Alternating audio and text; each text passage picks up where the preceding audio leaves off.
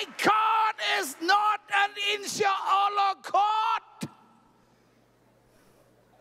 Alkitab tidak berkata walaupun dosamu merah seperti karmisi, insya Allah akan diputihkan putih seperti salju. Alkitab saya tidak berkata berserulah kepadaku maka insya Allah aku akan menyaut kepadamu. Alkitab saya tidak berkata oleh bilur-bilur Kristus kita yang percaya insya Allah sudah disembuhkan. Sehingga olehnya ketika kita marah sama Tuhan dan bilang, Tuhan kenapa saya belum sembuh? Jawaban malaikat berkata, kan insya Allah. Allah saya adalah Allah kepastian. Apapun yang dia kerjakan dengan kepastian. Oleh bilurnya kita yang percaya disembuhkan. Berseru kepadanya maka dia menjawab kita. Walaupun dosa kita merah seperti kermisi, diputihkannya putih salju. Dia adalah Allah yang senantiasa memberi kepastian buat kita. Sama-sama bilang sama saya kepastian. Sama-sama bilang sama saya kepastian. Kita pulang dari tempat ini kita punya kepastian. Kita tidak berkata, ya mudah-mudahan rumah tangga saya dipulihkan. Ya mudah-mudahan suami saya dijamah Tuhan. Ya mudah-mudahan penyakit saya disembuhkan. Tapi kita keluar dari tempat ini, kita berjalan pasti. Saya tahu saya terima mujizat. Saya tahu saya terima berkat. Saya tahu saya disembuhkan. Saya tahu saya menerima perkara yang besar. Ayat ini bilang sebab aku mempunyai keyakinan.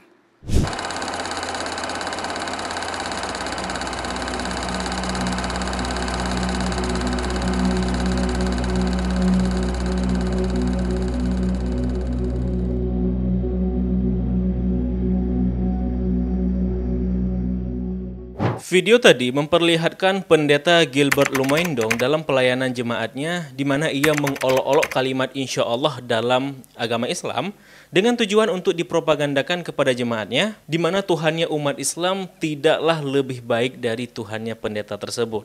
Video tersebut sebenarnya merupakan video lama teman-teman, yakni sejak tahun 2013 yang lalu. Oleh karenanya, berhubung sudah menjadi konsumsi publik, maka di episode kali ini kita bukan untuk mengungkit atau menghakimi pendeta tersebut. Di episode kali ini kita hanya ingin menjelaskan soal kesalahpahaman pendeta terkait dalam memahami atau bahkan dalam menerjemahkan bahasa Arab yakni kalimat insya Allah. Hal ini karena di episode yang lalu kita sudah membahas akibat dari salah dalam menerjemahkan bahasa Arab. Para pendeta-pendeta terdahulu mengira bahwa umat Islam itu menyembah dewa dari Yunani, Dewi Afrodit seperti itu. Nah, kita rasa blunder yang serupa semestinya tidak terjadi lagi di era sekarang. Karena sangat disayangkan aja sudah ribuan tahun berlalu, tapi masih berkutat pada kesalahan dan kesilapan yang sama. Oleh karenanya, episode kali ini dibuat untuk meluruskan kembali blunder-blunder terhadap agama Islam, akibat kesalahan atau kesilapan dalam memahami teks Al-Quran atau bahasa Arab secara khususnya. Dengan harapan hal serupa tidak terjadi lagi di masa yang akan datang. Dan yang paling menariknya adalah ketika pendeta Gilbert mengolok-olok kalimat insya Allah, faktanya teman-teman, kalimat insya Allah itu juga ada dalam Bible, ada dalam kitabnya pendeta tersebut. Nah, kok bisa? Ya, mari kita bahas di episode kali ini. Namun sebelum kita membahas lebih lanjut, saya ucapkan terima kasih dahulu buat penonton kami yang sudah mendukung channel ini secara moral dan materi via website kitabisa.com. Saya ucapkan terima kasih atas antusiasnya dan apresiasinya. Semoga dukungan teman-teman diganti dengan yang lebih baik lagi, serta semoga dengan dukungan tersebut dapat mempercepat perkembangan channel ini. Buat yang mau ikut berpartisipasi, teman-teman dapat mengklik link kampanye kami di website kitabisa.com di kolom deskripsi video maupun di kolom komentar tersemat di bawah video ini. Kalimat insya Allah itu merupakan kalimat yang secara langsung diperintahkan oleh Allah kepada umat Islam. Untuk umat Islam seperti itu. Supaya kita ketika hendak berjanji sesuatu atau berjanji akan melakukan sesuatu, kita itu berserah diri dahulu kepada Allah. Semoga janji itu bisa kesampaian. Dan perintah itu disebutkan dalam Al-Quran dalam surah Al-Kahfi ayat 23 hingga 24. Dan disebutkan juga pada 6 ayat lainnya, yakni pada surah Al-Kahfi ayat 69, Al-Fat ayat 27, Yusuf ayat 99, Al-Qasas ayat 27, As-Saffat ayat 102, dan Al-Baqarah ayat 70. Ayat-ayat ini menceritakan konteks dari kisahnya Nabi Muhammad, kisahnya Nabi Musa, Nabi Yusuf, Nabi Syu'aib, dan Nabi Ibrahim, di mana diceritakan mereka ini menggunakan kalimat insya Allah ini ketika berjanji, ketika hendak berjanji akan sesuatu seperti itu. Di mana kalimat insya Allah ini bermakna jika Allah menghendaki. Nah, kalimat ini kita sebutkan ketika hendak berjanji, karena kita tidak pasti apakah janji kita itu bisa terpenuhi seperti itu. Di mana semua itu tergantung pada sang pemilik takdir, yakni kepada Allah. Nah, dari video pendeta Gilbert tadi, kita bisa melihat beberapa kesilapan sang pendeta dalam memahami kalimat ini. Yang pertama teman-teman, ia menganggap bahwa kalimat insya Allah itu artinya semoga atau mudah-mudahan. Padahal teman-teman, insya Allah itu artinya jika Allah menghendaki. Sedangkan kata semoga atau mudah-mudahan dalam bahasa Arab, khususnya Al-Quran, itu diungkapkan setidaknya dengan kata asa dan dengan kata la'alla, bukan dengan insya Allah seperti itu. Nah, yang kedua teman-teman, pendeta Gilbert itu menganggap kata insya Allah itu merupakan pernyataan pribadi Allah, di mana ia menganggap jika umat Islam berdoa, maka Allah mengatakan, Allah menjawab dengan kata insya Allah. Yang mana dengan demikian, pendeta tersebut ingin menyatakan bahwa Allah atau Tuhannya umat Islam tidak menjamin doa hambanya untuk dikabulkan. Nah, ini jelas blunder teman-teman. Karena dalam Al-Quran sendiri secara tegas Allah menyatakan kepastiannya. Ud'uni astajib lakum. Memintalah kepadaku, maka aku pasti akan kabulkan.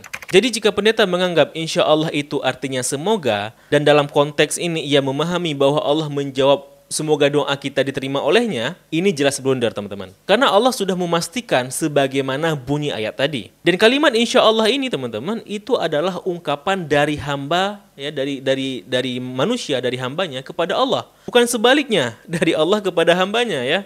Ya, sekali lagi, karena hamba tidak tahu takdir masa depannya, maka ia menggantungkan nasib dan kemungkinannya kepada Tuhan, sang penguasa takdir, seperti itu. Nah, yang ketiga teman-teman, pendeta Gilbert kemudian menyatakan bahwa karena kalimat insya Allah ini, itu menunjukkan jika Tuhannya umat Islam itu tidak ada kepastian, tidak memiliki kepastian. Yang ia sebutkan dengan istilah an insya Allah God, seperti itu. Dan setelah blunder itu, dengan percaya dirinya, ia nyatakan bahwa Tuhannya pendeta itu yang penuh kepastian. Nah, mengklaim jika Allah tidak memiliki kepastian, ini jelas-jelas blunder. Hal ini karena banyak ayat dalam Al-Quran yang menunjukkan kepastian dari Allah. Walanahdiyannahum sirata mustaqima.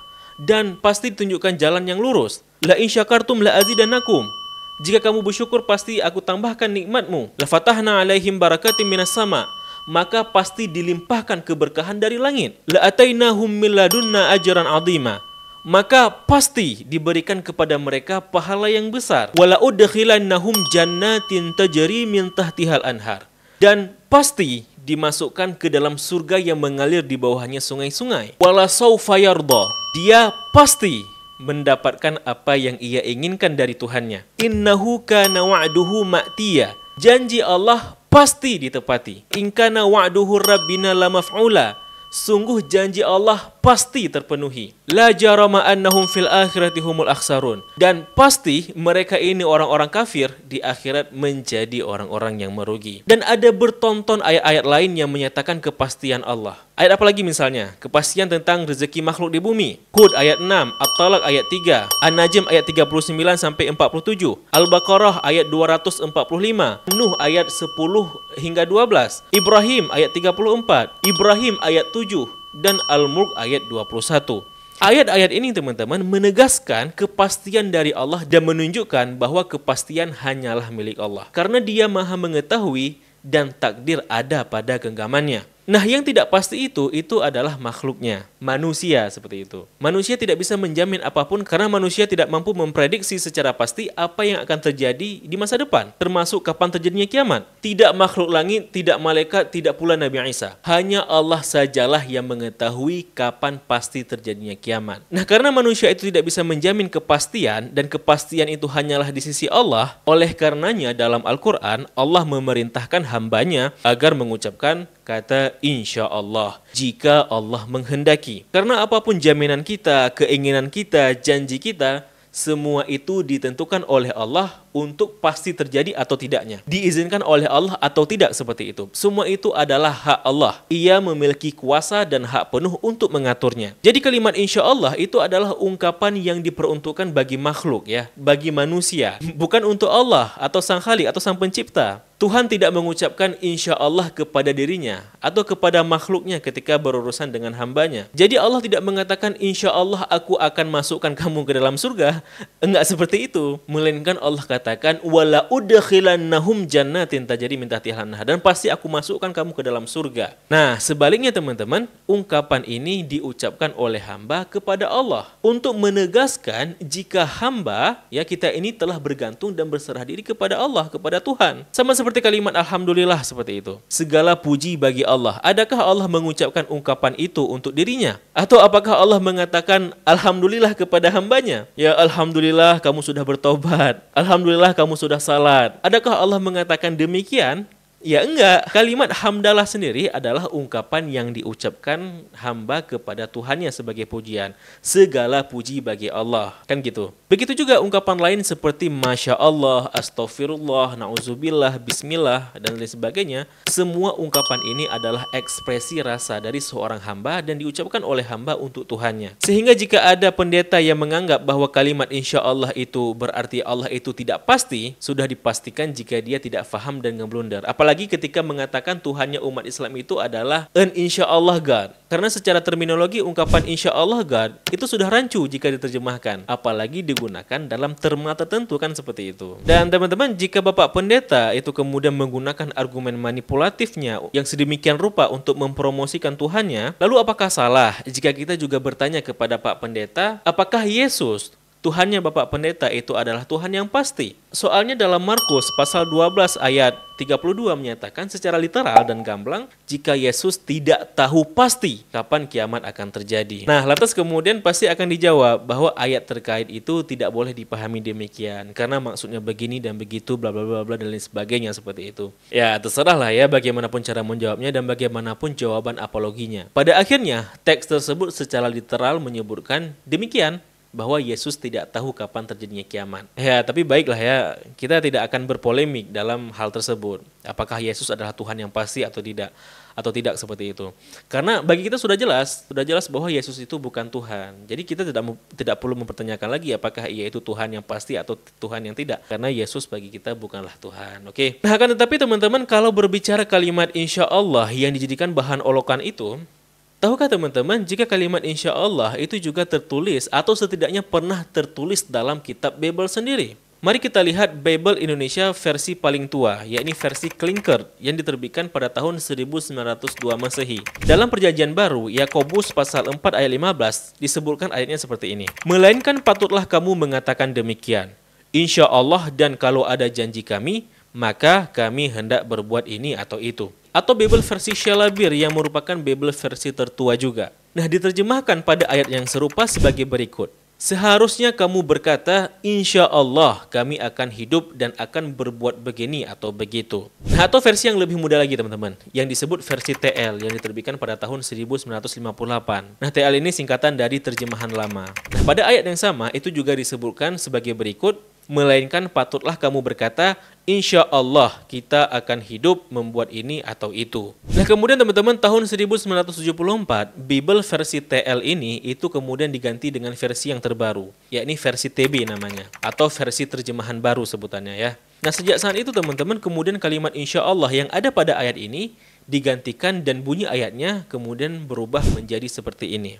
Sebenarnya kamu harus berkata, jika Tuhan menghendakinya, kami akan hidup dan berbuat ini dan itu. Jadi jika Pendeta Gilbert mengolok-olok Allah, Tuhannya umat Islam dengan ungkapan insya Allah, ternyata setelah kita lihat tadi, Tuhannya Pendeta Gilbert pun itu juga an insya Allah God. Jadi kitab sucinya sendiri yang menampar pendeta tersebut. Nah, apakah Pendeta Gilbert Lumaindong selaku pendeta tidak pernah tahu jika ada ungkapan serupa dalam kitab sucinya? Nah, tapi ada pertanyaan menarik teman-teman dari fakta ini. Jadi kenapa bisa ya ada ungkapan insya Allah dalam Bible Kristen terjemahan tempo dulu? Nah, ini pembahasan menarik teman-teman, dan insya Allah akan kita bahas lebih lanjut di episode yang akan datang.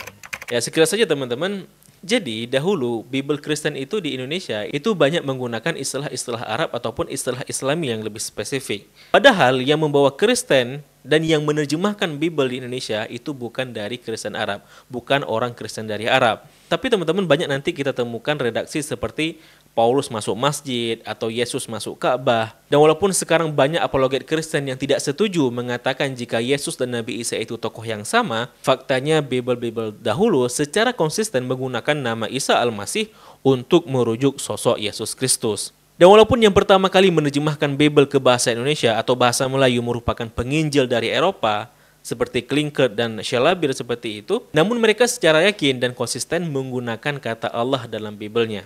Padahal faktanya Bible yang ada di Eropa dan orang Kristen Eropa sangat anti menggunakan nama ini, nama Allah. Bahkan dahulu Allah itu dianggap Lucifer atau iblis oleh mereka di barat ya. Nah, ini akan kita bahas di episode yang akan datang insya Allah. Jadi jangan lupa klik tombol subscribe dan juga tombol loncengnya untuk mendapatkan updatean berikutnya. Nah, kalau channel Ilai Edu Konseling Material, teman-teman dapat klik link kitabisa.com di kolom deskripsi video maupun di kolom komentar semat di bawah video ini. Terima kasih telah menyaksikan. Mohon maaf bila ada kesalahan dan kesalahan. Sampai jumpa di episode berikutnya. Saya Zulfan Abdillah mohon diri. Bila taufiq hidayah. Wassalamualaikum warahmatullahi wabarakatuh. Salam damai.